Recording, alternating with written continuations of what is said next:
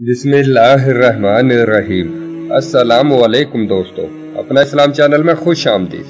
दोस्तों, आज का मौजू है हजरत अली रजी अल्लाह ताला अन्हु से रवायत है कि रसूल करीम सल्लल्लाहु अलैहि वसल्लम ने फरमाया, 7 ऐसे शख्स हैं जिन्हें तुम कब्र में दफन करोगे तो इनके रुख किबले से फेर दिए जाएंगे।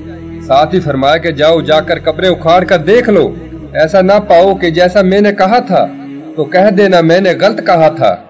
अर्ज की, हजूर ये कौन लोग हैं जिनके रुख किबले से फेर दिए जाएंगे? हजूर ने इरशाद फरमाया, पहला शराब पीने वाला, शराब पिलाने वाला, शराब बेचने वाला, शराब खरीदने वाला या शराब को मुंतकिल करने वाला। इन सब पर अल्लाह के रसूल ने लानत भेजी है। एक रवायत में आता है, शराब पीने वाला बुत पूजने वाले की तरह है। शराबी जब मरता है उसे मरते वक्त कलमा नसीब नहीं होता। दूसरा ये कि उसका किबले से रुख फेर दिया जाता है।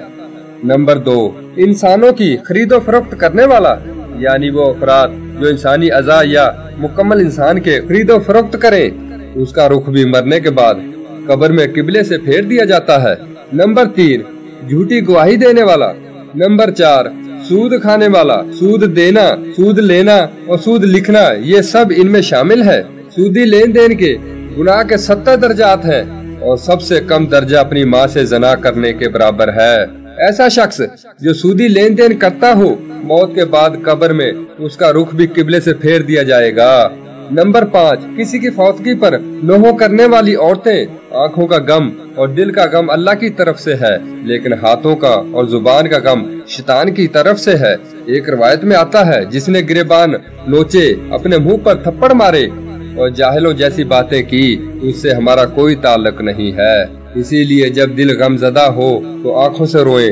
उससे शरीयत ने मना नहीं किया, लेकिन उल्टी सीधी बकबक करना ये कुफरिया कलमात है।